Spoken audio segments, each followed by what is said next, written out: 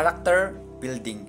2 Peter chapter 1 verse 4, by which have been given to us exceedingly great and precious promises, that through this you may be partakers of the divine nature, having escaped the corruption that is in the world through lust. Atin pong alamin itong sinasabi dito sa verse na nagbabago at nagtatransform ng character. Sabi po dyan na precious promises as a source of power. Napakadakila at mahalagang mga pangako ay hindi lamang mga salita ng Diyos, bagkus ay mga daluyan ng banal na kapangyarihan ng ating Ama.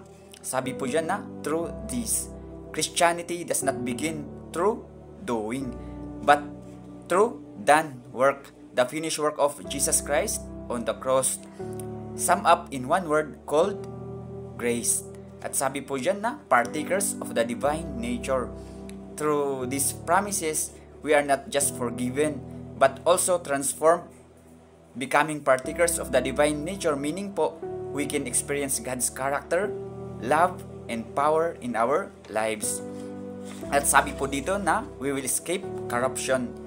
We will not live in the world, but rather by washing of the word of His grace. Obviously po, corruption is not in the heavenliest, but in the world. Napakadami pong corruption dito sa mundo na maaari tayong mahulog sa kasalanan at makaramdam ng karumihan.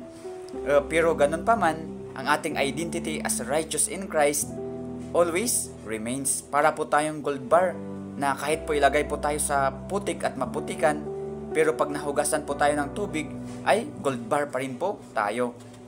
Ang paghugas po ng tubig sa pamamagitan ng salita ay tumutukoy po sa pagtanggap natin ng grace or biyaya at katotohanan ng ating Ama sa pamamagitan ng scriptures na naglilinis po sa ating defilement or karumihan ng ating mga kasalanan.